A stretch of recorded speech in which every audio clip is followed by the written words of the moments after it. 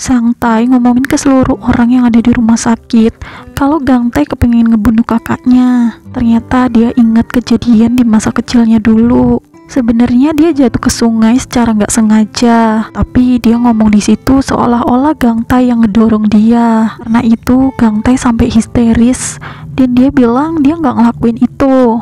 Karena itu kemudian pihak rumah sakit ngasih obat penenang ke Sang Tai dan naruh dia ke sebuah ruangan. Karena direktur bilang kalau pengaruh obatnya bakalan cukup lama, makanya Gang Tai keluar buat nyari udara segar. Dari awal mula kejadian itu, Munyong gak berani ngomong apa-apa.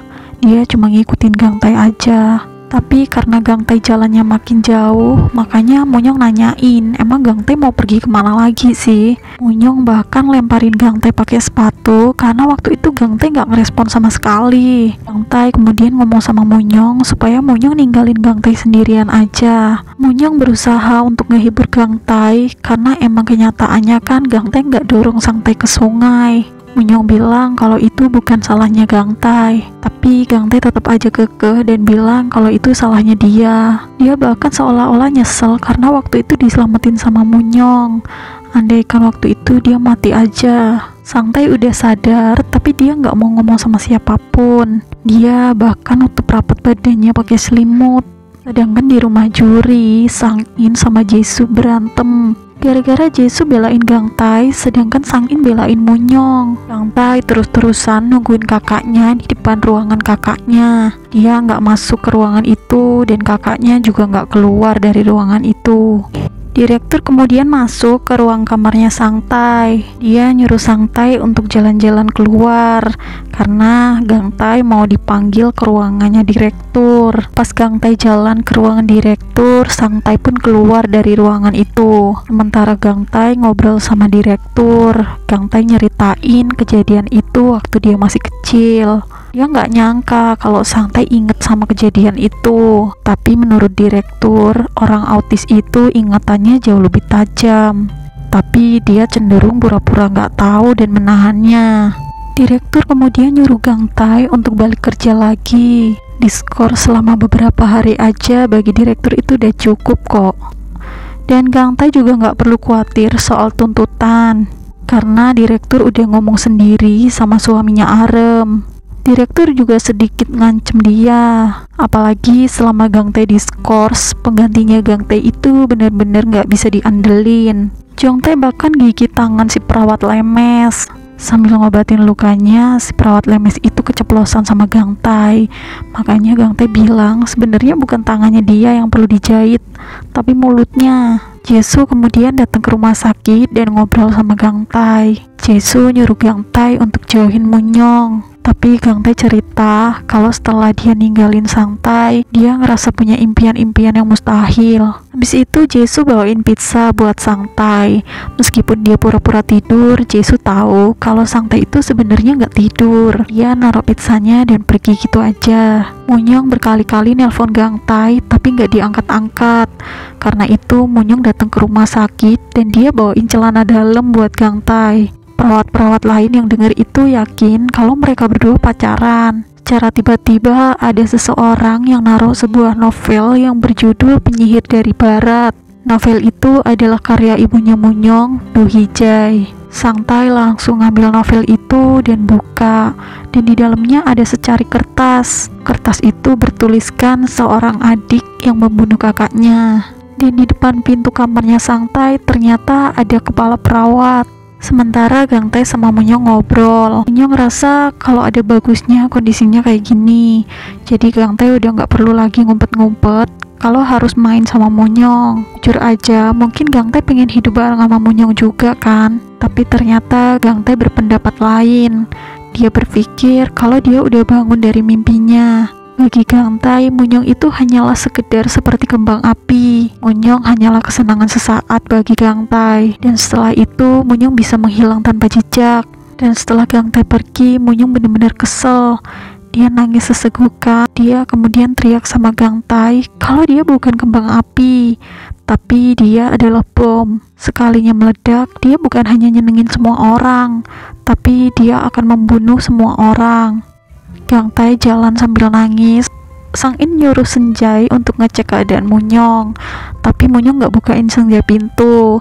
Tapi Sang In nyuruh Senjai untuk tetap aja di depan pintu sampai Munyong bukain pintunya. Karena itu Senjai kesel dan ngerasa diperlakukan semena-mena. Dia mau bilang sama Sang In kalau dia pengen ngundurin diri, tapi denger itu Sang In langsung matiin teleponnya. Sang In kemudian mau nganterin Juri untuk berangkat kerja, tapi di tengah perjalanan tiba-tiba mobilnya mogok. Juri akhirnya dicariin taksi sama Sang In, sedangkan mobilnya dia bakalan diderek. Kepala perawat kemudian masuk ke kamarnya Sang Tai sambil bawa boneka dinosaurus. Dia mancing Sang Tai supaya Sang Tai mau ngobrol. Ya, sesuai prediksi, Sang Tai ngobrol sama kepala perawat. Kepala perawat kemudian nanyain emang ibunya Sang Tai itu apakah orang yang baik. Tapi Sang Tai bilang menurut Sang Tai ibunya adalah orang yang baik, tapi tidak menurut Gang Tai. Bukang kemudian bawa Sang Tai pulang. Setelah diputusin Gang Tai, ternyata Munyong nggak nyerah gitu aja. Dia nyari-nyari kasetnya Sang Tai dan dia ngechat ke Gang Tai kalau dia bakalan ngehapus semua rekaman Dolly. Dia kemudian ngechat lagi dan pura-pura sakit minta dibeliin obat. Tapi sayangnya dia diabaikan sama Gang Tai. Secara tiba-tiba Juri datang ke rumahnya Munyong. Bukan tanpa alasan, dia datang ke situ disuruh sama Gang Tai untuk nge-packing semua bajunya Gang Tai. Sementara Gang Tai pulang-pulang nangis sesegukan dan minta maaf sama kakaknya. Dengar semua penjelasan Gang Tai, kakaknya keluar dari lemari dan mereka pelukan. Mereka akhirnya baikan lagi. Munyong sama Juri kemudian minum. Munyong nanyain apa Juri udah gak takut lagi sama Munyong. Tapi Juri bilang dia takut, benci, sekaligus cemburu. Setelah banyak minum, Juri kemudian mabuk. Dia ngoceh-ngoceh sama Munyong. Dia ngata-ngatain Munyong. Dia bahkan sempat mukul kepala Munyong dan abis itu dia teler. Di tengah malam Gang Tai juga gak bisa tidur. Dia kemudian ngelihat foto-foto dia waktu bareng sama Munyong kemarin. Karena khawatir sama Juri, Sang In akhirnya datang ke rumah Munyong. Dia ngelihat Juri dalam keadaan mabuk. Pas di sana Munyong yang langsung nanyain apa Sang In suka sama Juri. Sang In juga langsung ngaku kalau dia suka sama Juri. Munyong kemudian nanya sama Sang In siapa sih yang lebih disukai Sang In, Munyong atau Juri. Tapi Sang In bilang rasa suka itu nggak bisa dinomorsatukan atau dinomorduakan seperti itu, karena ada takarannya masing-masing. Sang In juga nanyain, biasanya kan Munyong terbiasa tuh dengan adanya Sang Tai sama Gang Tai, tapi sekarang mereka nggak ada, jadi gimana perasaan Munyong? Munyong cuma bilang kalau dia ngerasa kesel, dan malam juga terasa jauh lebih dingin. Dia juga sering ngerasa lapar, tapi Sang In jelasin kalau perasaan Munyong itu adalah perasaan rindu. Bangun-bangun, Juri nanyain sama Senjai apa semalam dia bikin kesalahan. Senjai ngasih tahu kalau semalam dia muntah-muntah di mobilnya Sang In. Pas berangkat kerja, dia ketemu sama Gang Tai.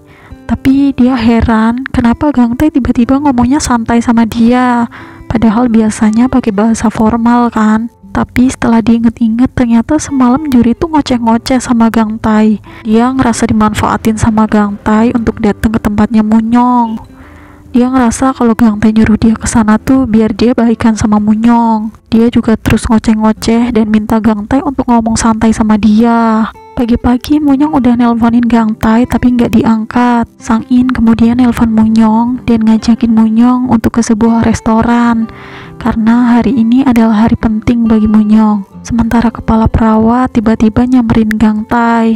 Dia nyuruh Gang Tai untuk merhatiin Bu Okran. Kepala perawat bilang kalau Sang Tai deket sama Bu Okran. Di taman Ko Dae-hwan tiba-tiba nyamperin Bu Okran. Diam-diam Gang Tai merhatiin mereka dari belakang. Ko Dae-hwan kemudian nanyain Bu Okran, apa Bu Okran yang nyanyiin lagu itu? Bu Okran kemudian bisikin ke kuping Ko Dae-hwan, apa Ko Dae-hwan bakalan ngebunuh Bu Okran lagi. Karena itu Ko Dae-hwan kemudian menggila dan dia nyekik Bu Okran. Dia nyebut Bu Okran sebagai monster. Kepala perawat mencoba nanyain kejadian tadi sama Bu Okran, tapi Bu Okran bilang dia nggak ngomong apa-apa sama Ko Dae-hwan. Gara-gara kejadian di taman, direktur berpikir kalau Bu Okran itu adalah Do Hee-jae. Munyong tiba-tiba datang ke rumah Juri dan dia minta dimasakin sama Ibu Kang. Dia minta dimasakin sup rumput laut Karena itu Ibu Kang tahu kalau hari ini Munyong ulang tahun. Selesai makan, Sang In ngasih sebuah kalung buat Munyong sebagai hadiah ulang tahunnya. Habis itu Munyong kemudian nyamperin Sang Tai. Awalnya Sang Tai gak mau bukain pintu, tapi karena Munyong bohong, dia bilang dia pakai gergaji mesin. Akhirnya Sang Tai bukain pintu juga. Munyong nyuruh Sang Tai untuk balik lagi ke rumahnya karena dia benar-benar kesepian. Tapi Sang Tai nggak mau, dia nganggap Munyong sebagai pembohong. Munyong kemudian nyeritain tentang penggembala dan biri-biri. Sementara di rumah sakit, salah satu perawat tiba-tiba dipukul sama Bu Okran. Dan abis itu Bu Okran kabur. Sebelum kabur, Bu Okran sempat bilang kalau hari ini dia mau datang ke tempat orang yang lagi ngerayain hari spesial. Dengar hal itu, Gang Tai langsung ingat kalau dia dapat chat dari Munyong kalau hari ini Munyong ulang tahun. Gang Tai langsung ingat sama omongan direktur kalau mungkin aja Bu Okran adalah Do Hijai. Gang Tai benar-benar khawatir sama kondisi Munyong. Dia langsung bergegas menuju ke rumahnya Munyong. Sementara Bu Okran udah nyampe di rumah Munyong dan dia ngasih kejutan ke Munyong. Dia ngucapin ulang tahun buat Munyong. Dia kemudian masuk. Munyong kemudian bikinin teh buat Bu Okran. Bu Okran kemudian nyeritain soal ayahnya Munyong yang nyekik dia. Dan alasan Bu Okran datang ke situ karena dia khawatir sama Munyong, takut Munyong kesepian di hari ulang tahunnya. Selain itu, Bu Okran juga ngambil benda tajam yang ada di mejanya Munyong. Munyong udah meringatin untuk gak sembarang nyentuh barang-barangnya Munyong. Dan Bu Okran bilang sifat mereka itu mirip. Munyong kemudian berusaha untuk ngerebut benda yang dipegang sama Bu Okran. Tapi Bu Okran narik benda itu sampai tangan Munyong terluka dan darahnya nyiprat kemana-mana. Sementara Gang Tai udah nyampe di rumah Munyong, tapi dia nyari-nyariin Munyong gak ada. Tapi kemudian Munyong manggil dia. Seketika Gang Tai langsung lari dan meluk Munyong. Kemudian Gang Tai nanyain di mana keberadaan Bu Okran. Munyong ngasih tahu kalau Bu Okran pergi. Jadi Gang Tai mau nyusulin Bu Okran. Tapi gara-gara itu Munyong jadi kesel. Dia ngomong sama Gang Tai kalau selama ini Gang Tai itu cuma mentingin Sang Tai. Bahkan dia lebih mentingin para pasien daripada Munyong. Munyong kemudian ngambek dan masuk ke kamarnya. Dan gak disangka-sangka ternyata Gang Tai datang ke kamarnya Munyong. Walaupun Munyong pura-pura tidur, Gang Tai tetap duduk di dekat Munyong dan ngebalut lukanya Munyong. Munyong kemudian ngomel-ngomel. Dia bilang kalau lukanya itu gak seberapa sakit dibanding omongannya Gang Tai waktu itu. Gang Tai nyuruh Munyong untuk ngitung dalam hitungan ketiga kalau dia udah gak bisa nahan diri. Tapi dalam hitungan ketiga, Gang Tai justru malah mencium Munyong. Karena muka mereka sama-sama merah, Gang Tai kemudian ngasih tahu kalau sekarang dia lagi sakit. Direktur ngasih tahu perawat-perawat lain kalau Bu Okran kabur ke rumahnya Munyong. Direktur nyuruh para perawat untuk ngehubungin polisi dan ngasih tahu keberadaan terakhirnya. Jesu tidur di kamarnya Sang Tai gara-gara Gang Tai kan gak pulang. Alasannya sih lagi ngejar pasien, padahal dia nginep di rumahnya Munyong. Munyong juga ngerawat Gang Tai yang sakit waktu itu. Sang In nyemprot-nyemprotin mobilnya gara-gara waktu itu kan Juri muntah di mobilnya. Dan gak lama kemudian Juri dateng. Dia ngasih uang ke Sang In buat cuci mobil karena ngerasa gak enak. Tapi Sang In kemudian ngajakin Juri buat makan pakai uang itu. Bangun-bangun Munyong udah kesel banget karena dia sendirian di kasur. Dia pikir Gang Tai pergi, tapi nggak lama kemudian Gang Tai masuk dan dia ngajakin Munyong ngobrol. Gang Tai nyeritain ke Munyong kalau selama ini dia nggak bisa ninggalin Sang Tai karena Sang Tai punya trauma sama kupu-kupu. Dulu ibu mereka meninggal karena dibunuh dan saksi matanya saat itu adalah Sang Tai. Tapi pas ditanya sama polisi, Sang Tai cuma bilang kupu-kupu dan kupu-kupu. Karena wanita yang membunuh ibu mereka itu pakai bros kupu-kupu. Semenjak saat itu, Sang Tai jadi sering mimpi buruk. Mereka juga sering pindah-pindah rumah setiap kali musim semi. Tapi sekarang mereka mutusin untuk tetap di kota Songjin. Gang Tai juga bilang sama Munyong kalau dia harus selalu nemenin Sang Tai. Sementara Munyong cuma perlu nemenin Gang Tai. Intinya, Gang Tai mau sama-sama sama Munyong. Sementara Bu Okran lagi dalam pengejaran polisi, Kepala perawat nyuruh juri untuk beres-beresin kamarnya Bu Okran karena mungkin bakalan ada pasien lain. Kepala perawat udah berpikir kalau Bu Okran gak bakalan balik. Gang Tai kemudian beres-beresin semua barang-barang Bu Okran. Sementara direktur dapat info dari pasien Pak Tua. Dia bilang kalau Bu Okran itu dulunya adalah pemain teater terkenal. Dia bahkan sering operasi plastik. Dan akhir-akhir ini Bu Okran itu sering berlatih akting di depan kaca. Dia sering berpura-pura senyum sinis gitu. Dan Gang Tai pun nemuin coretan kertas yang ada dalam buku Penyihir dari Barat karya Do Hijai yang disimpan sama Bu Okran waktu itu. Gang Tai pengen baca, tapi sayangnya nggak kelihatan tulisannya karena udah dicoret-coret. Gang Tai kemudian ngobrol sama direktur soal Bu Okran yang datang ke rumahnya Monyong. Ternyata Gang Tai juga nyeritain soal Sang Tai. Dia minta sama direktur supaya Sang Tai disembuhin dari traumanya. Sedangkan Monyong tiba-tiba datang ke kedainya Jesu. Dia pesan pizza yang banyak banget. Sementara Jesu nyiapin pizza, dia pengen ngobrol sama Sang Tai. Dia nyuruh Sang Tai untuk balik lagi ke rumahnya dan jadi ilustrator. Tapi waktu itu Sang Tai nolak. Monyong kemudian ngakalin Sang Tai. Dia bilang sama Sang Tai kalau dia nolak itu berarti melanggar kontrak dan Sang Tai harus ganti rugi sebanyak 3 kali lipat. Tapi karena Gang Tai juga ikut tinggal sama mereka, makanya Sang Tai harus ganti rugi 6 kali lipat, katanya Monyong. Padahal itu semua nggak ada di kontraknya. Ujung-ujungnya Monyong malah berantem sama Sang Tai dan mereka rebutan Gang Tai. Monyong kemudian datang ke rumah sakit sambil bawa semua pizzanya. Dia ngomong sama Gang Tai kalau dia udah berusaha untuk deketin Sang Tai, tapi semua usahanya itu sia-sia. Gang Tai kemudian ngasih tahu Monyong kalau nggak mudah untuk deketin Sang Tai. Jesu aja butuh waktu 10 tahun untuk bisa deket sama Sang Tai. Gang Tai kemudian ngomong sama Monyong kalau dari kecil mereka berdua itu nggak punya siapa-siapa. Sang Tai cuma punya Gang Tai. Monyong harus ngeyakinin Sang Tai kalau Monyong gabung sama mereka itu bukan untuk ngerebut Gang Tai, tapi untuk jadi keluarga mereka. Gang Tai juga pesen sama Monyong untuk nggak sembarang buka pintu. Penyakit tumor Kodaihuan semakin hari semakin memburuk. Dokter bahkan bilang kalau penyakitnya itu udah nggak bisa lagi dioperasi. Juri sama Sang In kemudian makan bareng. Sang In bilang dia pengen lebih kenal sama Juri lebih dalam. Nampaknya Juri udah mulai buka hati dan dia cerita banyak tentang kehidupannya.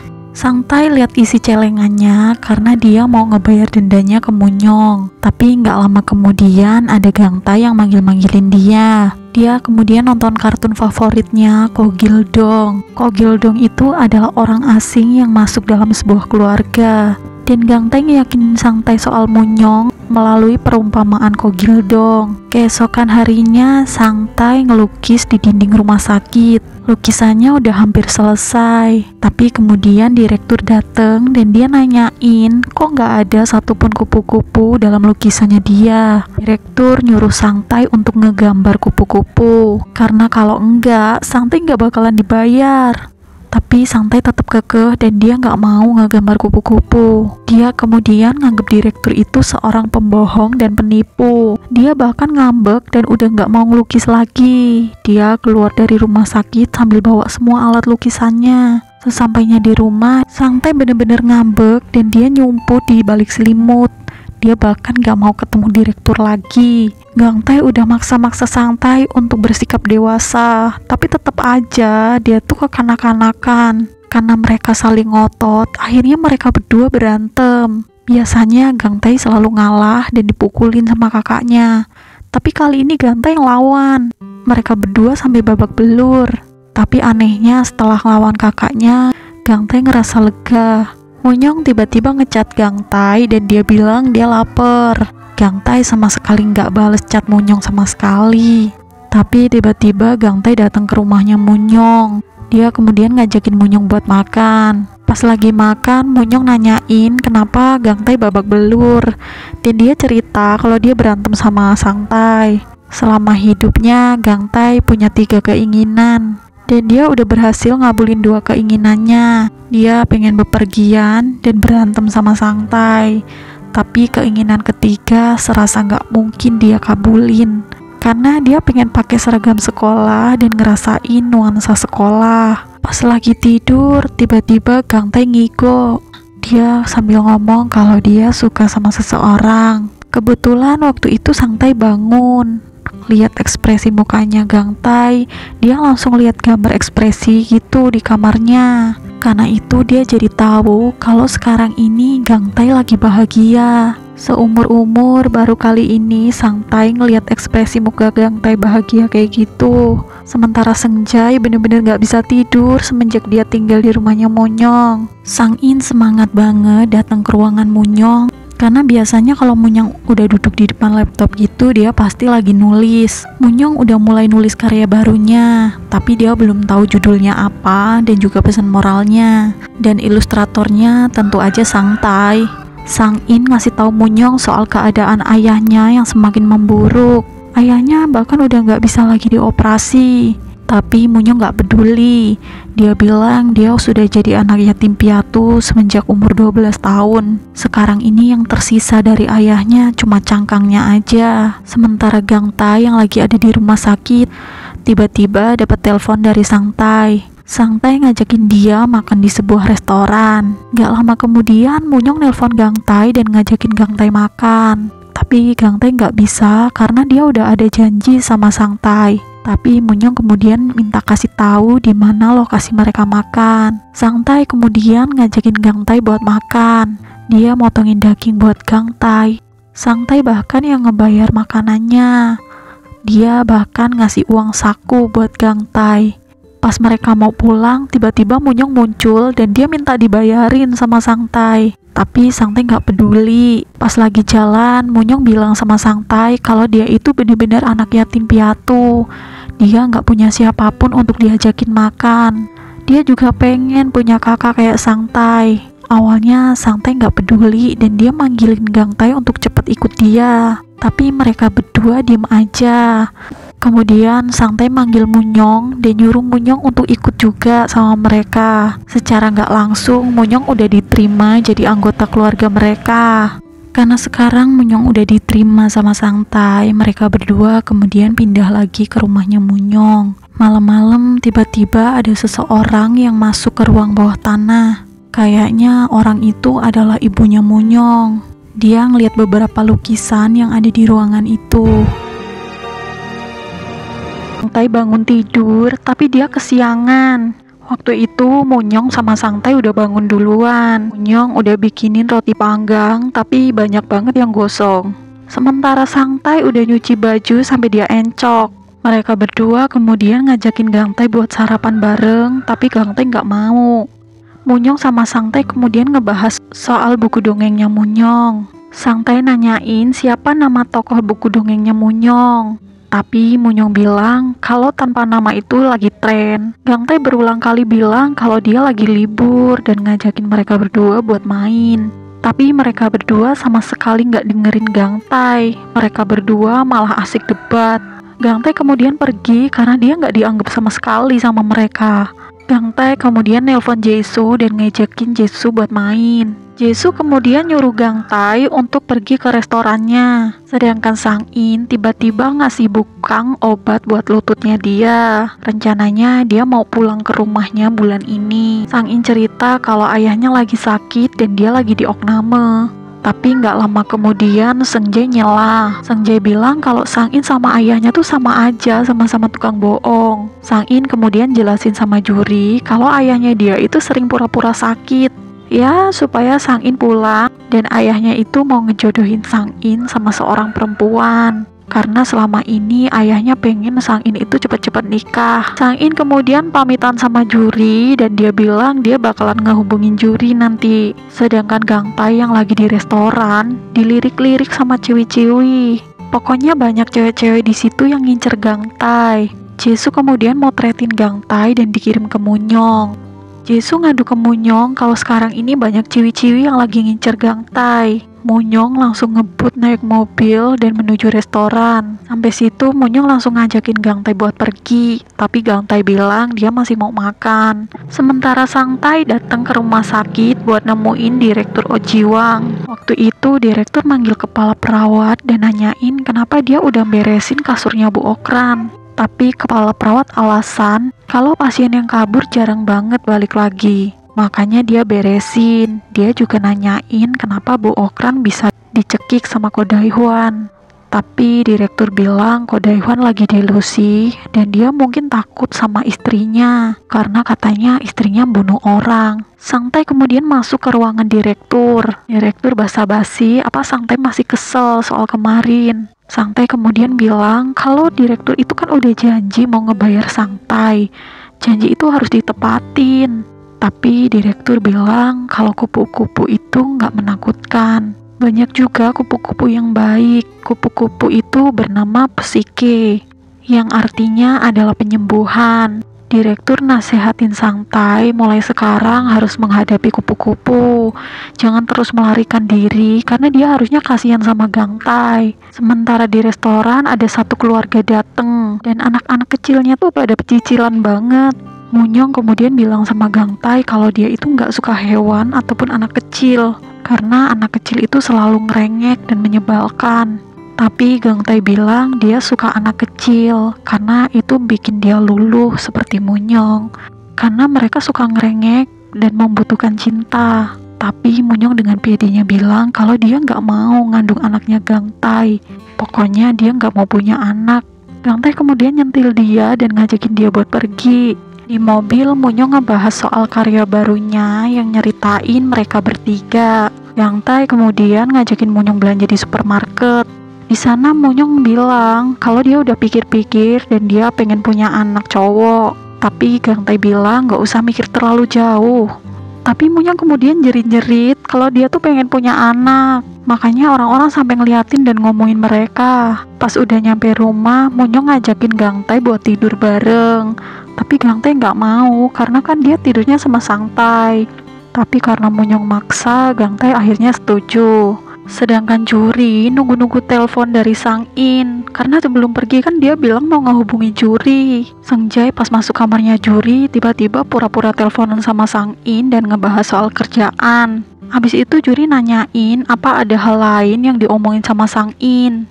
Sang Jai kemudian bilang kalau cewek yang dikenalin sama Sang In itu mirip Song Ye Kyo. Pokoknya cewek itu cewek idaman Sang In banget deh. Habis mandi, Gang Tai langsung masuk ke kamarnya Munyong karena sebelumnya mereka emang udah janjian. Munyong juga udah siap-siap. Dia bahkan udah nyediain banyak miras. Tapi begitu duduk, Gang Tai langsung ngomongin Sang Tai. Karena itu Munyong langsung bilang kalau di sini nggak boleh ngebahas soal Sang Tai atau Gang Tai harus minum 1 gelas. Gang Tai juga bilang kalau Munyong nggak boleh ngomong kasar. Kalau Munyong ngomong kasar, Munyong juga harus minum segelas. Mereka kemudian setuju. Tapi karena nggak bisa nahan diri, Munyong akhirnya mabuk berat dan dia sampai teler. Pas lagi mabuk, Munyong bilang kalau dia seneng banget bisa tinggal di rumah itu bareng sama Gang Tai dan Sang Tai. Munyong sama Sang Tai udah tidur. Gang Tai kemudian nyiapin peralatan lukis kakaknya di mejanya. Tapi tiba-tiba dia menemukan sebuah amplop. Pas dibuka, ternyata amplop itu berisi kupu-kupu dan juga selembar surat. Dalam surat itu tertulis kalau si kupu-kupu itu bakalan menghampirin mereka. Ternyata amplop itu ada di situ karena Bu Okran yang naro. Keesokan harinya, Gang Tai kerja. Kepala perawat kemudian ngomong sama Gang Tai untuk bersihin kamar pasien. Karena perawat U yang ngebersihin gak bersih. Masih banyak benda-benda tajam yang tersisa di kamar pasien. Sementara Sang Tai naik bis menuju rumah sakit karena dia ada konsultasi. Di dalam bis dia ketemu pasien Pak Tua. Pas denger suara-suara berisik, Pak Tua itu langsung histeris karena dia inget zaman perang dulu. Sang Tai kemudian langsung nutup kepala Pak Tua itu dan nyuruh orang lain ngehubungin rumah sakit jiwa Ok. Sementara Gang Tai yang ngebersihin kamar pasien tiba-tiba nemuin foto keluarga Munyong. Di situ juga ada foto ibunya Munyong, tapi mukanya dicoret-coret dan kacanya pecah gitu. Sang Tai kemudian masuk ke ruangan direktur. Sang Tai bilang dia bakalan menghadapi masalahnya, karena kalau dia terus menghindar dan gak mau menghadapi masalah, dia gak akan tumbuh dewasa. Dia terinspirasi sama buku dongengnya Munyong yang berjudul Anak Lelaki yang Penuh Ketakutan. Direktur kemudian nanyain kejadian yang bikin Sang Tai trauma. Sang Tai pun nyeritain kalau malam itu dia jalan di sebuah lorong. Dia lagi ngejar kucing dan ibunya jalan duluan, tapi ibunya tiba-tiba ditusuk. Perempuan yang nusuk ibunya itu kemudian datengin Sang Tai dan megang kepalanya Sang Tai. Dia ngancem Sang Tai untuk tutup mulut, karena kalau enggak, dia bakalan ngejar Sang Tai dan membunuh Sang Tai. Waktu itu, Sang Tai ngelihat bros kupu-kupu yang ada di baju wanita itu. Direktur juga nanyain seperti apa bentuk kupu-kupunya. Sang Tai kemudian nyeritain kalau bentuk kupu-kupunya itu seperti ibu dan anak gitu. Dengar cerita Sang Tai, Gang Tai langsung inget foto keluarga Munyong. Terus yang diceritain Sang Tai sama persis dengan bros ibunya Munyong. Setelah Gang Tai tahu kalau pembunuh ibunya ternyata adalah ibunya Munyong, dia sangat marah. Waktu itu Munyong juga datang ke rumah sakit.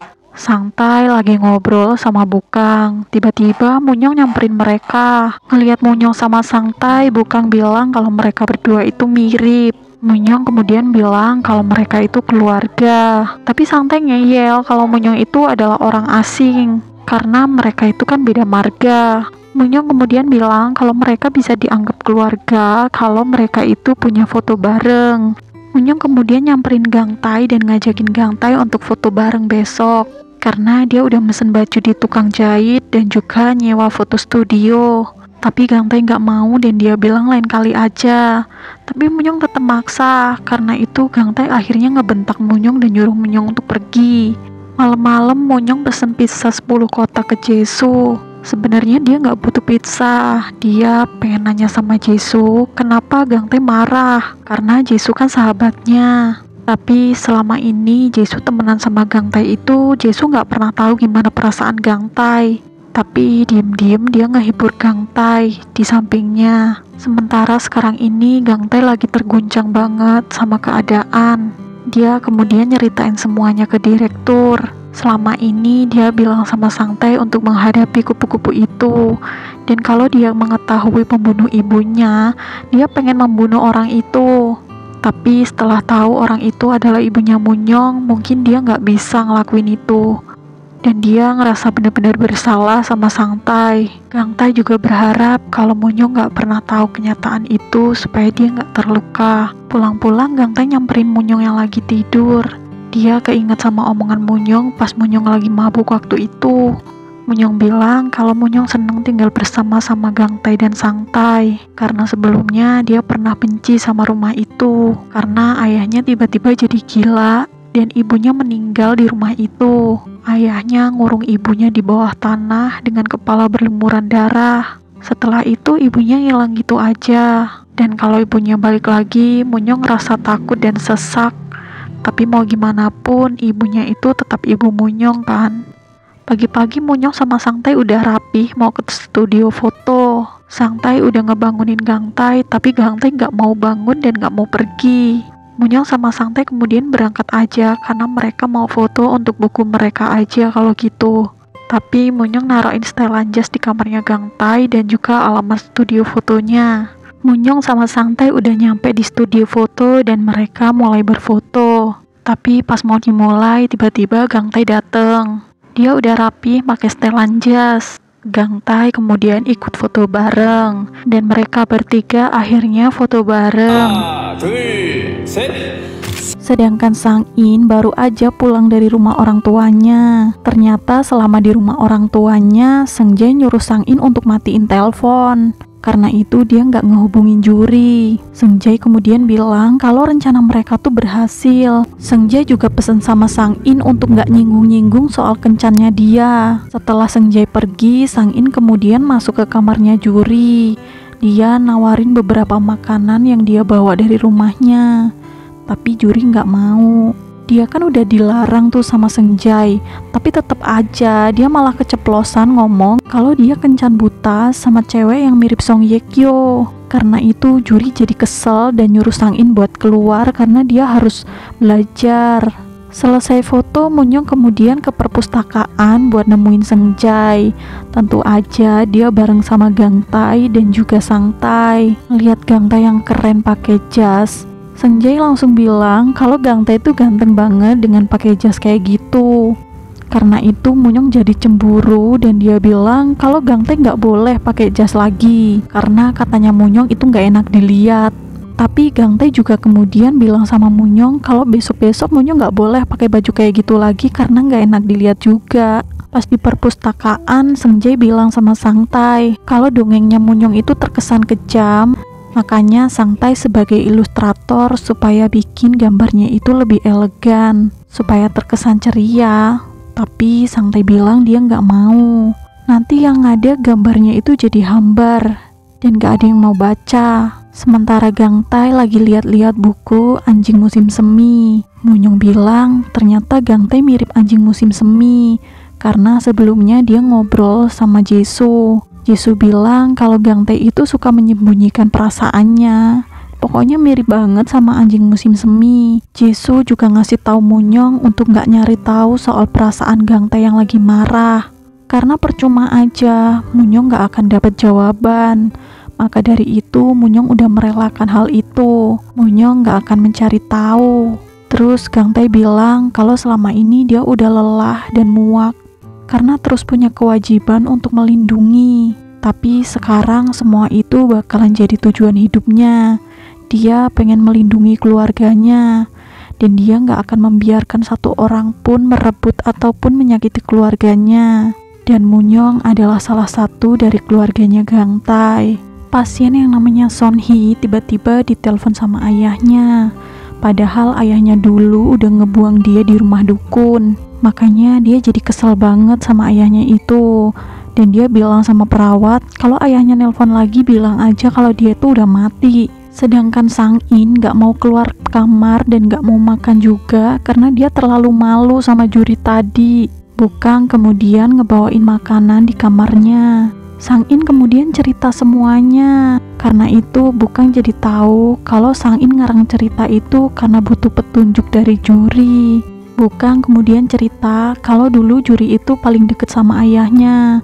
Tapi setelah ayahnya meninggal, dia ngerasa dia harus jadi kepala keluarga. Maka dari itu dia nggak pernah mengandalkan siapapun. Bukang minta supaya Sang In bisa diandalkan. Itu aja udah cukup. Munyong, Sang Tai, dan juga Gang Tai udah pulang. Munyong berencana untuk majang foto keluarga mereka. Munyong juga minta Gang Tai untuk pindah ke kamarnya Munyong karena mungkin di kamar Sang Tai dan juga Gang Tai itu terlalu sempit untuk ditempatin berdua. Tapi Gang Tai nggak mau karena itu adalah kamar orang tuanya Munyong. Gang Tai juga ngajakin Munyong untuk pindah ke tempat lain. Tapi Munyong nggak mau. Munyong bahkan bilang kalau kupu-kupu itu muncul, Munyong yang bakal ngebunuh. Tapi Gang Tai bilang untuk jangan dibunuh. Pasien Son Hee setelah dapat telepon dari ayahnya, dia langsung tidur terus dan gak mau bangun. Juri bilang mungkin orang itu bakalan dateng. Ya belum tahu sih siapa. Sementara Gang Tai ngobrol sama direktur. Gang Tai ngasih tahu soal kertas-kertas yang dia temuin di bukunya Du Hijai. Gang Tai bahkan nyeritain juga soal amplop yang dia temuin di rumahnya Munyong. Mereka berpikir kalau Bu Okran itu dapat catatan itu dari seseorang. Jadi mungkin aja Du Hijai adalah salah satu dari seseorang yang ada di rumah sakit. Direktur juga ngasih tahu Gang Tai supaya Gang Tai nggak percaya sama siapa-siapa dan jangan biarin Sang Tai sendirian di rumah sakit. Pas jam istirahat, Gang Tai ngomong sama Sang Tai supaya dia jangan ngomong sama orang asing dan terus bawa ponselnya. Tapi Sang Tai bilang dia tuh bukan anak kecil lagi, dia udah dewasa dan bisa jaga diri. Sekarang bahkan dia udah belajar gambar kupu-kupu dan dia nggak takut lagi. Dia akan jadi kakak yang bisa diandelin karena sekarang dia punya 2 adik. Nggak hanya khawatir sama Sang Tai, Gang Tai juga khawatir sama Munyong. Dia nelpon Munyong dan nyuruh Munyong untuk ditemenin kalau di rumah. Jangan sampai dia sendirian, ataupun kalau dia sendirian dia harus ngunci pintu. Pas lagi teleponan sama Munyong, tiba-tiba pasien Sohee dateng. Dia di situ bertingkah kayak anak SD. Ternyata dia ngalami kepribadian ganda.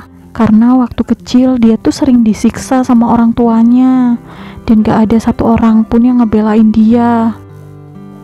Sedangkan Ko Dae-hwan tiba-tiba kondisinya semakin memburuk. Direktur nyuruh para perawat untuk mindahin Ko Dae-hwan di ruang isolasi supaya dia bisa lebih nyaman. Sedangkan Munyong meriksa semua sketsa yang dibikin sama Sang Tae. Tapi sketsanya tuh nggak ada ekspresi wajahnya. Makanya Munyong bilang sama Sang Tae untuk bikin ekspresi wajah. Walaupun dia nggak bisa, setidaknya dia harus belajar dulu. Kepala perawat tiba-tiba ngomong sama Gang Tae untuk supaya Gang Tae ngomong sama Munyong soal kondisi ayahnya. Karena mungkin Ko Dae-hwan cuma bertahan beberapa hari aja. Mungkin Munyong bakalan sedih. Makanya kepala perawat nyuruh Gang Tae untuk ngehibur Munyong.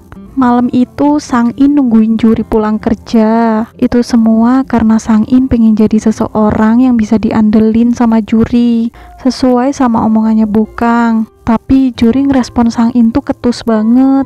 Sang In kemudian cerita kalau sebenarnya teman kencannya itu nggak mirip Song Ye Kyo. Dia bilang perempuan idamannya itu orang yang bisa ngandelin dia. Pokoknya suka merengek seperti anak kecil. Gara-gara itu Juri jadi salah paham dan nganggep Sang In mesum. Sementara Gang Tae pulang-pulang bilang sama Munyong soal ayahnya yang sekarang kondisinya memburuk. Tapi Munyong gak peduli. Gang Tae berusaha nasihatin Munyong supaya Munyong gak menyesal suatu saat. Tapi Munyong justru malah bilang dia paling benci sama sosok ayah yang membiarkan anaknya disiksa sama ibunya dan pura-pura gak tahu. Orang yang pura-pura gak tahu justru lebih jahat dari orang yang nyiksa menurut Munyong. Keesokan harinya ayahnya Son Hee dateng. Dia minta Son Hee untuk donorin hatinya. Karena ayahnya butuh transplantasi sekarang ini. Kalau enggak ayahnya bisa mati. Tapi ayahnya itu terus maksa-maksa putrinya. Karena itu direktur kemudian marah besar. Dia ngomelin ayahnya Son Hee. Ayahnya Son Hee juga nyamperin Son Hee yang lagi di taman sama Gang Tae. Di situ Son Hee ngungkapin semuanya kalau dia benci sama ayahnya. Karena selama ini ayahnya itu pura-pura nggak tahu meskipun Son Hee selalu manggilin dia. Son Hee bahkan malah dibuang di rumahnya dukun. Meskipun gitu, Son Hee masih aja tetap nunggu ayahnya. Tapi nggak sekalipun ayahnya dateng. Karena Gang Tae kerja shift malam, Munyong nggak ada temen dan dia akhirnya nelpon Juri dan ngajakin Juri buat minum. Mereka kemudian ngobrol-ngobrol. Munyong cerita kalau dia dari dulu itu takut sama ibunya. Makanya dia selalu berusaha jadi anak yang patuh. Meskipun kayak gitu, ayahnya selalu diem aja ngeliat Munyong dididik dengan cara ibunya. Ayahnya cuma sekali bacain dongeng buat Munyong, tapi Munyong gak pernah bisa ngelupain itu. Sementara di rumah sakit, kepala perawat lagi jagain Ko Dae-hwan. Ko Dae-hwan cerita kalau dulu dia membunuh istrinya. Bukan tanpa sebab, dia membunuh istrinya karena tahu istrinya itu membunuh pembantunya. Pembantunya itu adalah ibunya Gang Tae. Tapi setelah membunuh orang, istrinya itu malah nyanyi-nyanyi di rumah dan gak merasa bersalah sama sekali. Apalagi waktu itu kondisinya Ko Dae-hwan abis minum karena dia didiagnosa kena kanker. Mungkin hidupnya gak lama lagi. Karena itu dia ngomong sama istrinya kalau dia takut Munyong bakalan jadi monster kayak istrinya. Ko Dae-hwan kemudian ngedorong istrinya sampai dia jatuh dari tangga. Dan waktu itu Munyong ngeliat kejadian itu. Ko Dae-hwan kemudian ngurung istrinya di ruang bawah tanah. Keesokan harinya Munyong nanyain ayahnya dari mana. Ayahnya alasannya sih mancing di waduk. Padahal dia habis ngebuang jasad istrinya. Gak cuma kepala perawat, tapi Gang Tae juga dengerin ceritanya Ko Dae-hwan. Waktu itu Gang Tae nanyain apa karena Munyong tahu semuanya Ko Dae-hwan terus pengen membunuh Munyong. Tapi ternyata bukan itu alasannya. Alasan Ko Dae-hwan mau membunuh Munyong itu karena dia takut kalau Munyong bakalan jadi monster seperti istrinya. Dan Ko Dae-hwan sadar kalau itu bukan salahnya Munyong. Setelah nyeritain semuanya, Ko Dae-hwan pun akhirnya meninggal. Munyong kemudian pergi ke pemakaman ayahnya bareng sama Gang Tae dan Sang Tae. Pulang-pulang, Munyong langsung majang foto mereka bertiga. Rencananya Munyong pengen ngejual kastel itu dan uangnya mau dia pakai buat bikinin perusahaan penerbit buat Sang In dan juga buat beli mobil kemah supaya mereka bisa bepergian dengan bebas. Keesokan harinya mereka berangkat ke rumah sakit, tapi di dinding rumah sakit lukisan Sang Tai tiba-tiba udah ada lukisan kupu-kupu ibu dan anak. Di situ Sang Tai langsung histeris dan bilang kalau gambar kupu-kupu itu yang ada di baju orang yang udah membunuh ibunya. Karena itu Munyong kaget banget, karena Munyong tahu kalau ibunya punya bros kupu-kupu itu dan cuma ada satu.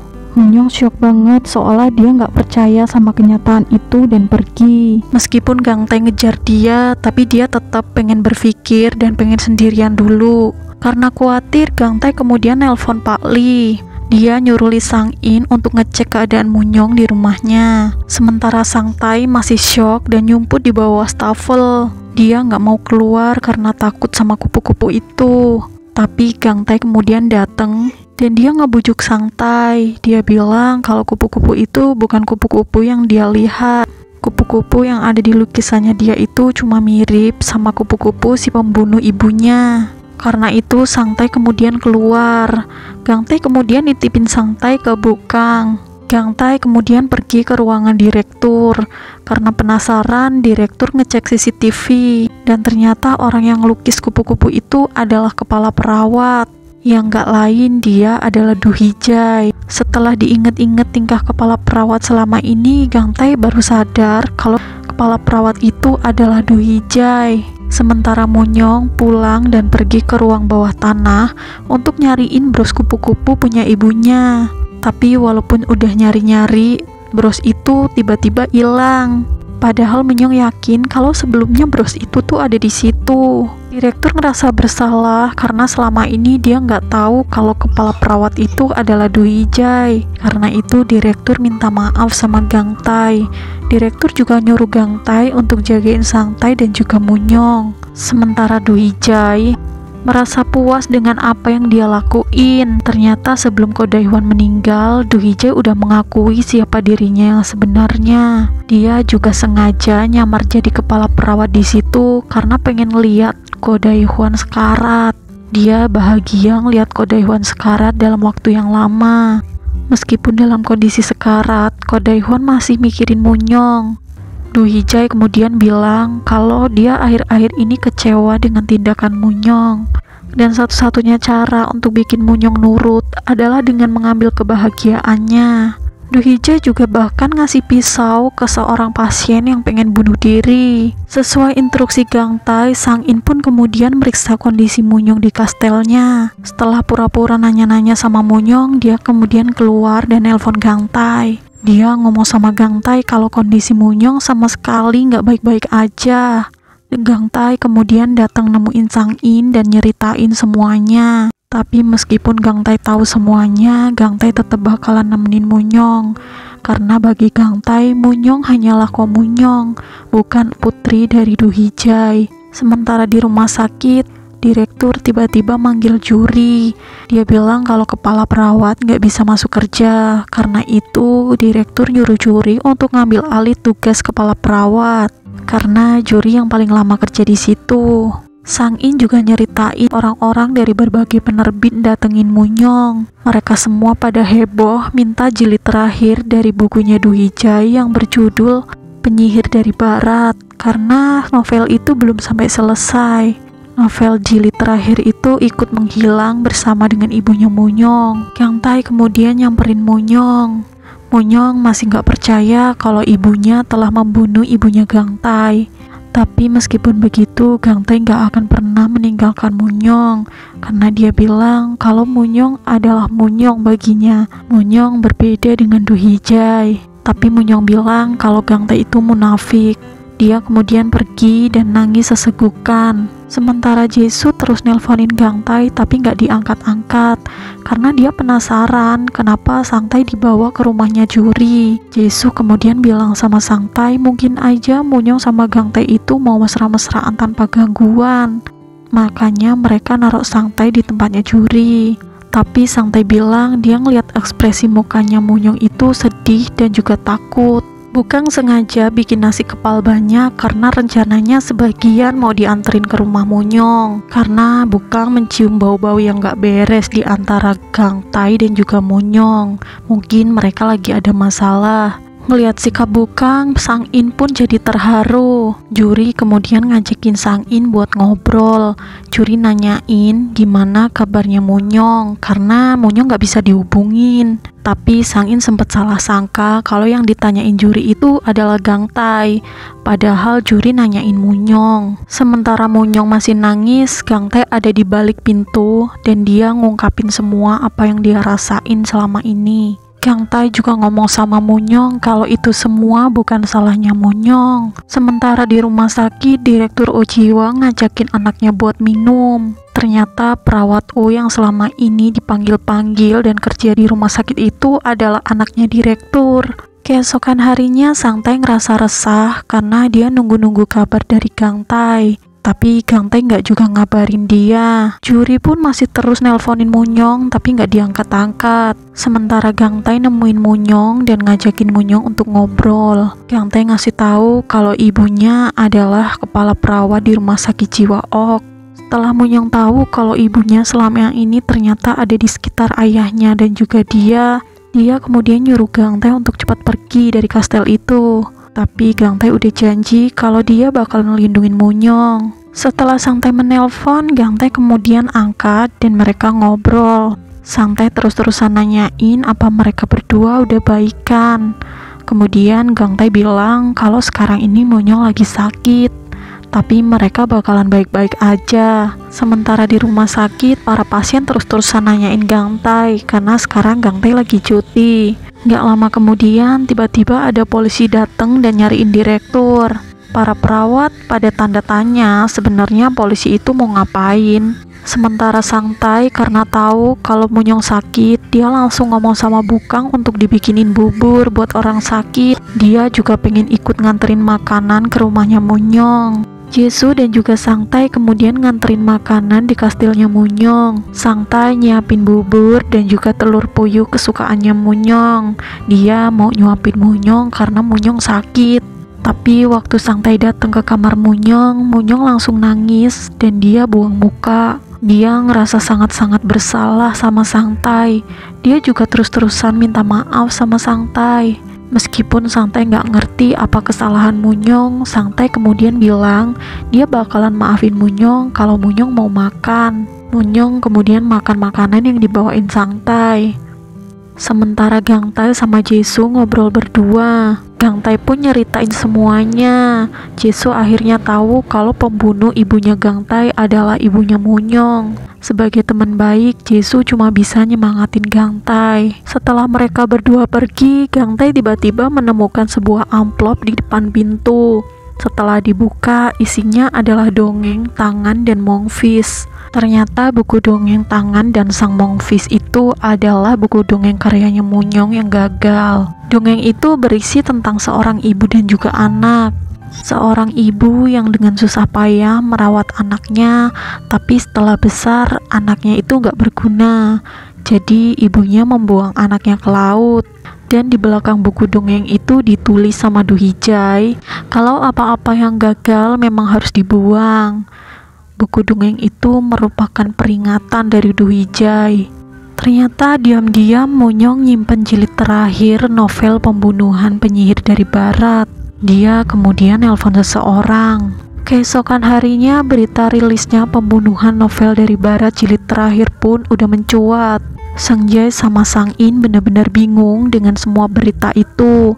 Tapi Sang In kemudian bilang sama Sang Jai kalau ada yang nelpon lagi, bilang aja kalau itu semua benar. Dan orang yang ngerilis berita itu pertama kali adalah kritikus yang waktu itu didorong sama Munyong dari tangga. Ternyata Munyong lakuin itu untuk mancing ibunya supaya datang ke kastil. Secara tiba-tiba Sangtai ditelepon sama kepala perawat.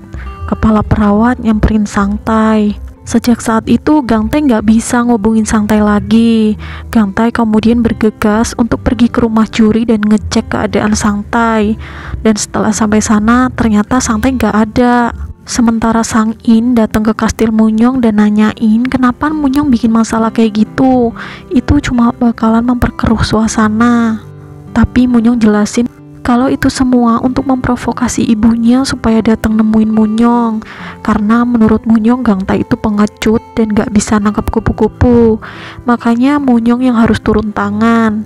Tapi kemudian Sang In bilang kalau Du Hijai menghubungi Sang In dan ngajakin Sang In ketemuan untuk minta naskahnya dia. Sang In udah berusaha ngelarang Munyong untuk ikut-ikut nemuin Du Hijai, tapi Munyong maksa banget.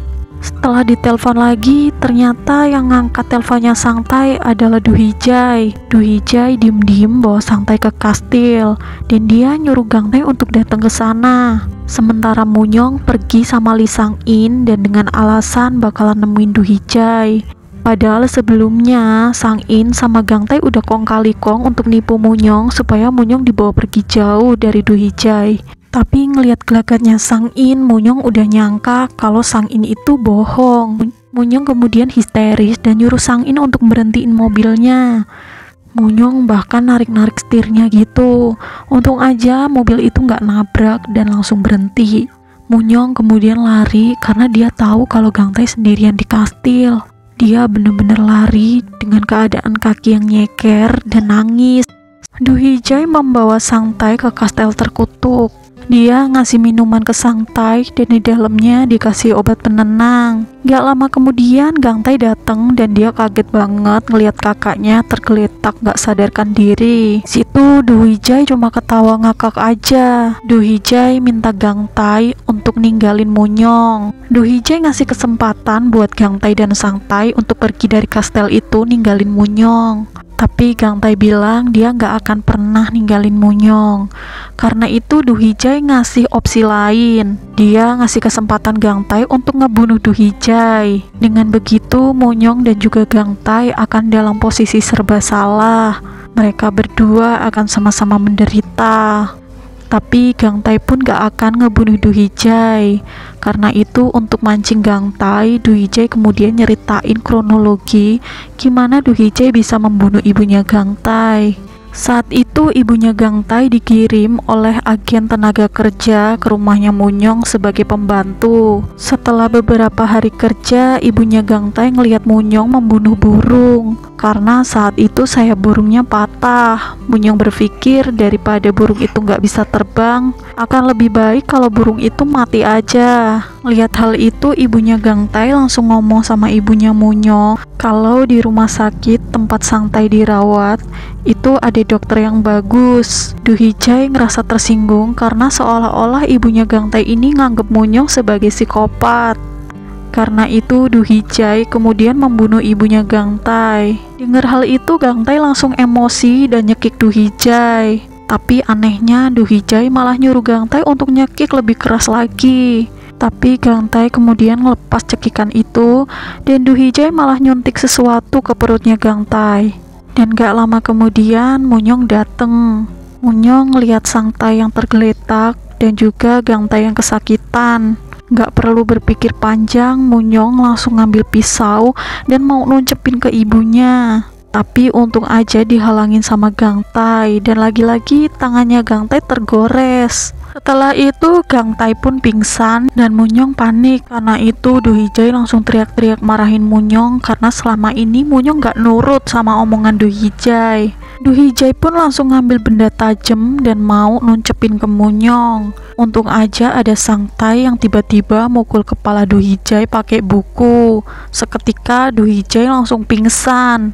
Gak lama kemudian polisi datang dan ngebawa Du Hijai. Direktur Ojiwang kemudian nasihatin Du Hijai supaya dia jadi manusia yang normal. Tapi Du Hijai terus-terusan bilang kalau manusia itu lemah. Direktur Ojiwang juga nanyain soal Bu Okran. Ternyata semua yang dilakuin Bu Okran itu atas suruhan Du Hijai. Direktur kemudian meriksa keadaan Gangtai, tapi dia masih tertidur. Sementara Sang In masih di kantor polisi gara-gara dia kena pelanggaran lalu lintas. Dia ngebut-ngebutan di jalan, pokoknya dia melanggar deh. Tapi dia bener-bener khawatir sama kondisi Munyong dan juga Gangtai.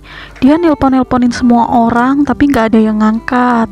Tapi nggak lama kemudian Sengjai sama Juri dateng. Sang-in kemudian dibebasin, tapi Juri bilang keadaan Gangtai dan Munyong baik-baik aja. Dia tahu itu dari Jae-soo, karena Jae-soo sendiri nyamperin mereka di kastil. Setelah Gangtai sadar, Munyong ngajakin ngobrol.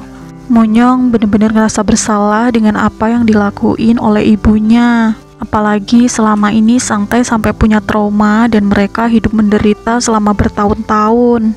Karena itu Munyong nyuruh Gangtai untuk pergi dari kastilnya.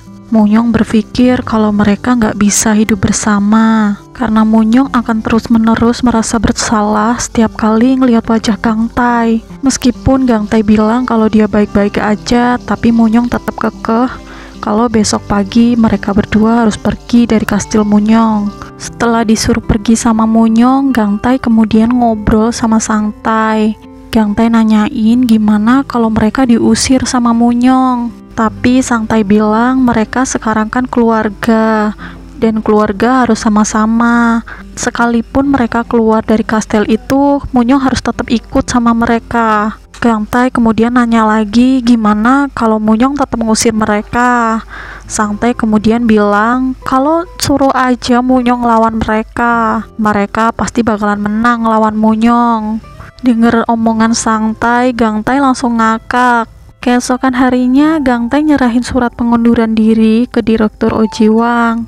Gangtai bilang dia pengen istirahat, dan Direktur Ojiwang bilang kebetulan banget Direktur juga pengen istirahat dan pengen pergi main. Dan sekarang ini Gangtai bener-bener lagi banyak pikiran. Dia juga minta konsultasi sama Direktur Ojiwang. Sementara di rumah Munyong, Munyong baru bangun tidur dan Sangtai nawarin sarapan sama Munyong. Sangtai juga bilang kalau dia udah nyelesain tugasnya gambar ekspresi wajah. Tapi Munyong bilang sama Sangtai untuk gak usah ngerjain itu lagi, karena Munyong gak akan ngerilis buku dongengnya dia. Munyong juga nyuruh Sangtai untuk cepet beres-beres dan pergi dari rumahnya Munyong setelah Gangtai pulang dari rumah sakit. Tapi Sangtai malah nyuruh Munyong untuk ngelawan dia aja. Sangtai gak akan pernah pergi apapun yang terjadi. Sangtai juga bilang kalau pelanggaran kontrak itu harus didenda 3 kali lipat. Munyong bilang dia akan bayar berapapun yang Sangtai mau, asalkan Sangtai sama Gangtai pergi dari rumahnya Munyong. Gangtai curhat sama Direktur kalau dia sekarang ini juga dilema. Sejujurnya setiap kali ngelihat mukanya Munyong, Gangtai teringat sama kejadian itu. Dia juga ingat kalau ibunya dibunuh dan Sangtai harus nyaksiin itu. Tapi di depan Munyong dia munafik dan sok-sok pura-pura baik-baik aja. Tapi sayangnya Munyong tahu semua itu. Tapi kemudian Direktur nanyain kenapa Gangtai nggak jadi ngebunuh Du Hwijai. Ternyata Gangtai inget sama Munyong. Direktur juga bilang itulah poin pentingnya. Sang-in datang ke kastilnya Munyong dan nanyain ada apa sebenarnya. Karena sebelumnya Munyong udah nelpon Sang-in dan bilang kalau dia mau berhenti jadi penulis. Dan di situ Sang-in bilang kalau Munyong boleh istirahat selama 1 tahun atau lebih, tapi jangan berhenti. Tapi Munyong malah bilang kalau dia bakalan berhenti selama-lamanya. Seumur hidupnya sekarang ini dia cuma mau main aja, nggak mau nulis lagi. Pas mau pulang, Gangtai ngomong sama Direktur kalau dia minta izin untuk nanam pohon di rumah sakit. Direktur juga ngizinin itu. Pulang-pulang, Gangtai ngeliat Munyong yang lagi mimpi buruk. Gangtai langsung naruh boneka Mangtai di tangannya Munyong. Munyong tiba-tiba langsung bangun. Dia langsung bilang kalau dia cuma butuh Mangtai. Dia nggak butuh Gangtai. Dia nyuruh Gangtai untuk pergi dari rumah itu. Tapi Gangtai justru malah nyeritain sebuah dongeng antara 2 orang bersaudara. Dan pesan moralnya adalah mereka harus tinggal bersama supaya nggak menderita. Tapi waktu itu Munyong nutupin diri pakai selimut. Gangtai udah berusaha untuk ngebujuk Munyong, tapi Munyong tetap nggak mau ngebuka selimutnya. Karena itu Gangtai kesel dan dia langsung ngebentak Munyong. Habis itu Gangtai masuk ke kamarnya Sangtai dan ternyata cerita dongeng itu adalah idenya Sangtai. Karena Munyong gak bisa dibujuk, Sangtai malah nyalahin Gangtai, katanya Gangtai itu ngebawain ceritanya ngebosenin. Keesokan harinya seperti biasa, Gangtai masak, Sangtai dan Gangtai kemudian sarapan bareng. Gak lama kemudian Munyong keluar dari kamarnya. Gangtai nawarin Munyong untuk sarapan bareng, tapi Munyong malah ngajakin Gangtai untuk ngomong. Munyong nanyain sebenarnya kapan sih Gangtai mau pergi dari rumahnya Munyong. Gangtai bilang Gangtai nggak mau pergi, dan Gangtai kemudian alasan kalau di rumahnya Juri pipa airnya lagi bocor, jadi butuh beberapa waktu lagi. Gangtai kemudian nelpon Lee Sang-in dan minta bantuan. Juri nelpon Munyong dan nyuruh Munyong untuk datang ke rumahnya Juri. Alasannya sih ibunya Juri lagi sakit, sedangkan semua orang sekarang ini lagi sibuk. Jadi Juri minta bantuan Munyong untuk ngeliat ibunya Juri sekarang ini. Munyong bilang dia nggak mau. Tapi ngomong nggak mau, akhirnya Munyong datang juga. Pas udah nyampe sana, ternyata ibunya Juri lagi nonton TV dan ketawa-ketawa. Ibunya Juri udah masak banyak buat Munyong. Dan ternyata semua yang dilakuin Gangtai, Juri, dan yang lainnya itu cuma pura-pura supaya Munyong datang ke rumahnya Juri dan makan. Karena udah berhari-hari Munyong gak makan. Walaupun tahu itu semua adalah rencana mereka, Munyong akhirnya makan juga.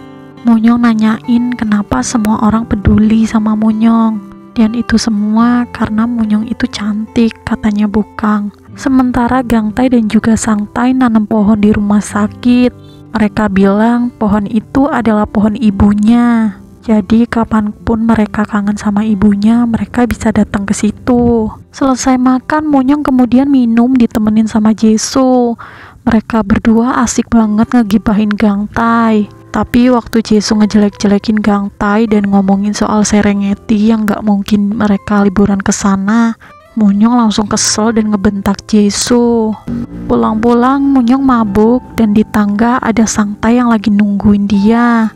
Sangtai ngebawa sebuah gambar dan nyuruh Munyong untuk meriksa. Sangtai bilang itu gambar ekspresi wajah yang dia gambar. Sangtai kemudian nunjukin itu ke Munyong dan ternyata itu adalah gambarnya Gangtai yang waktu itu lagi tidur dan ngigo. Sangtai bilang itu adalah gambar ekspresinya Gangtai waktu Gangtai lagi bahagia dan dia suka sama seseorang. Melihat gambar itu, Munyong langsung nangis dan dia minta gambar itu ke Sangtai. Habis ngasih lukisan Gangtai, Sangtai bilang kalau dia pengen banget ngerilis buku dongengnya. Dia pengen pamer ke ibunya bahwa dia adalah seorang ilustrator. Dia juga nyeritain ke Munyong kalau dia sama Gangtai nanam pohon untuk ibunya dia di rumah sakit jiwa Ok. Dengar ucapan Sangtai, kayaknya Munyong tersentuh hatinya. Keesokan harinya, Munyong datang ke pohon itu. Dia minta maaf sama ibunya Gangtai. Tapi tiba-tiba Gangtai datang dan ngebuntutin Munyong gitu. Di situ Gangtai bilang supaya Munyong untuk gak jauh-jauh lagi dari Gangtai. Karena apapun yang terjadi, Gangtai bakalan menghadapi segalanya. Munyong kemudian pergi dan di situ Gangtai bilang kalau dia mencintai Munyong. Meskipun Gangtai udah berkali-kali bilang sarangi, tapi tetap aja Munyong pergi gitu aja. Bahkan setelah sampai rumah pun Gangtai masih bilang sarangi terus ke Munyong. Karena kesel, Munyong terus ngebentak Gangtai. Dia bilang kalau Gangtai terus ngomongin itu, Munyong bakalan ngelakuin sesuatu. Gangtai kemudian nantangin Munyong, emang apa sih yang bakalan dilakuin Munyong? Terus Gangtai langsung cium Munyong. Gangtai langsung gendong Munyong dan ngedeketin Munyong gitu. Tapi kemudian ada suara rusa dan Gangtai teriak-teriak ngatain rusa itu. Mereka berdua kemudian ngakak bareng. Mereka pun tetap ngelanjutin adegan sosor-sosoran. Sedangkan Sangtai lagi di rumah Juri. Dia dapat tulisan perjanjian tertulis dari Sang-in bahwa Sang-in bakalan nerbitin novelnya Munyong dan juga Sangtai sebagai ilustrator. Gak lama kemudian Jesu dateng. Sang Tai bilang kalau dia mau mengundurkan diri sebagai pekerja paruh waktunya Jisoo karena saat ini dia mau fokus untuk jadi ilustrator. Setelah sosor-sosoran, Munyong sama Gang Tai ngobrol. Munyong nanyain kenapa naruh foto mereka di pohon ibunya Gang Tai, dan Munyong diperkenalkan sebagai siapa.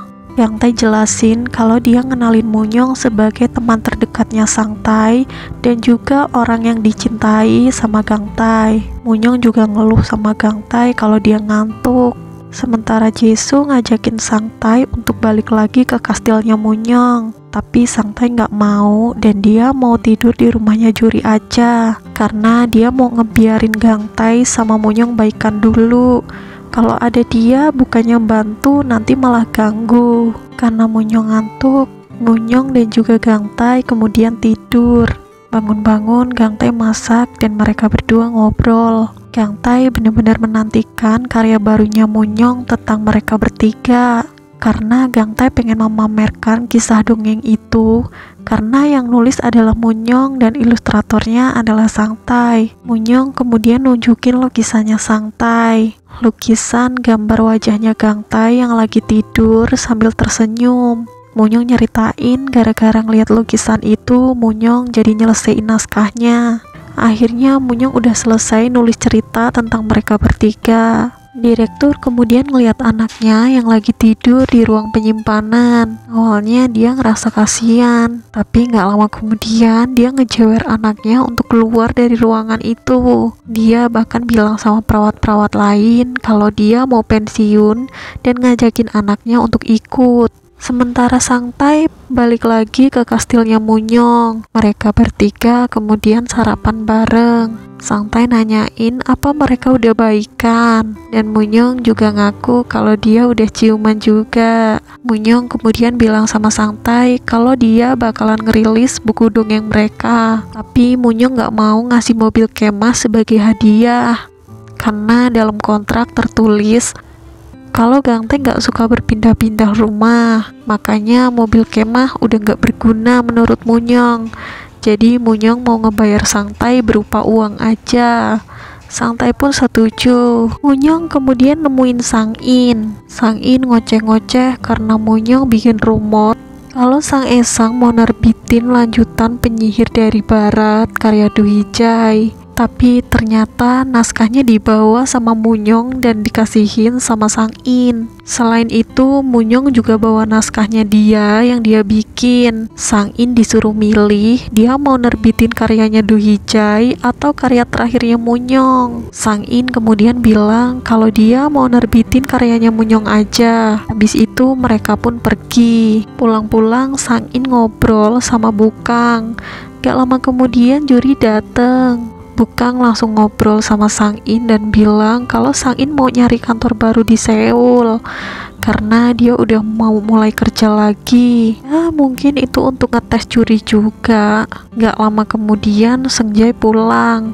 Sang In langsung bergegas nyamperin Senjai dan nanyain di mana naskahnya. Di situ Senjai bingung naskah apa yang dimaksud.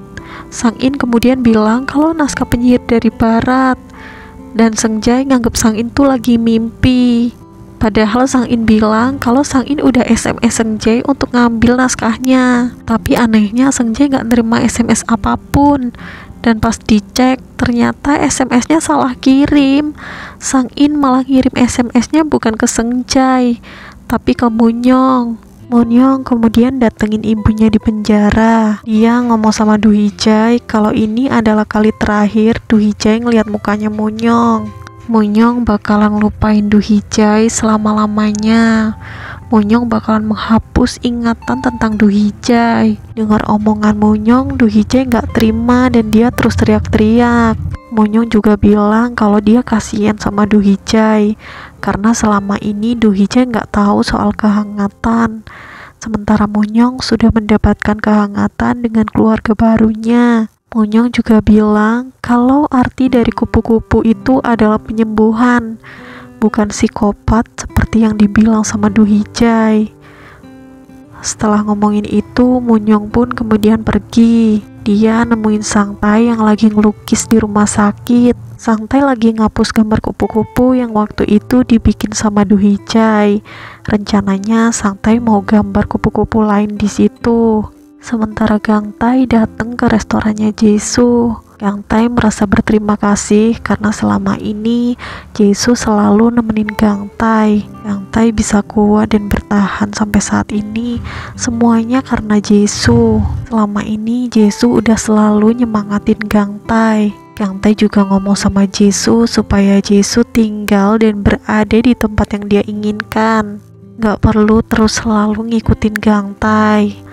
Sementara Munyong sama Sang Tai lagi ngerjain ilustrasi gambarnya. Mereka berdua lagi asik diskusi dan tiba-tiba Gang Tai datang bawa makanan. Munyong sama Sang Tai ngusir Gang Tai karena gak mau diganggu saat kerja. Sementara Sang In sama Sang Jae lagi ngorek-ngorek sampah untuk nyari naskah penyihir dari barat yang hilang di kafe itu. Tapi pas lagi nyari-nyari, Sang In terus-terusan ngocehin Sang Jae. Dia ngebentak-bentak Sang Jae. Sang Jae juga nanyain kenapa harus nyari naskah itu, padahal katanya kan gak mau diterbitin. Dan Sang In bilang itu untuk hari tuanya dia. Karena itu Sang Jae jadi kesel dan dia pergi gitu aja. Setelah nyampe, Sang Jae di kamarnya Juri dan Juri kebauan sampah. Gak lama kemudian Juri ketemuan sama Sang In. Ternyata waktu itu Sang Jae nemuin naskahnya, tapi dia gak ngasih tahu Sang In. Rencananya dia mau ngasihin naskahnya setelah bikin Sang In menderita selama 1 bulan. Pagi-pagi Sang In datang sama Sang Jae. Sang In bawa buku cetakan karya baru Munyong. Buku dongengnya Munyong yang ngisahin tentang mereka bertiga berjudul Mencari Jati Diri yang Sesungguhnya. Setelah buku itu dicetak, Sang Tai pun ngerasa seneng banget dan dia bangga. Dalam buku tertulis namanya dia sebagai ilustrator dan juga ada fotonya dia. Karena seneng banget, dia langsung ngunjungin pohon yang dia tanam buat ibunya. Dia mamerin buku itu ke ibunya. Dia bilang kalau sekarang dia adalah seorang ilustrator. Dia ngebacain dongeng itu di depan pohon ibunya sambil nangis. Sang In juga ngadain acara peluncuran buku barunya Munyong di rumah sakit Jiwaok. Dia udah nyusun-nyusun semuanya di ruang seni. Tapi Sang Jae bilang kalau para wartawan gak ada yang mau dateng karena takutnya Sang In bohong lagi. Itu semua karena rumor soal buku penyihir dari barat yang gak jadi terbit. Dan kali ini Sang Jae yang bakal jadi wartawannya. Gak terasa lukisan Sang Tai pun udah selesai. Sang Tai berhasil melukis gambar kupu-kupu. Gak hanya dihadirin sama para perawat dan pasien, mantan-mantan pasien yang udah keluar dari rumah sakit jiwa pun banyak yang dateng. Sementara orang-orang udah masuk ruangan, Munyong sama Sang Tai justru malah berantem. Mereka berdua rebutan mau bacain dongengnya. Gang Tai aja sampai pusing ladenin mereka berdua. Bahwa waktunya mereka ngebacain dongeng di depan para perawat dan juga pasien. Munyong, Sang Tai, dan Gang Tai gantian ngebacain dongengnya.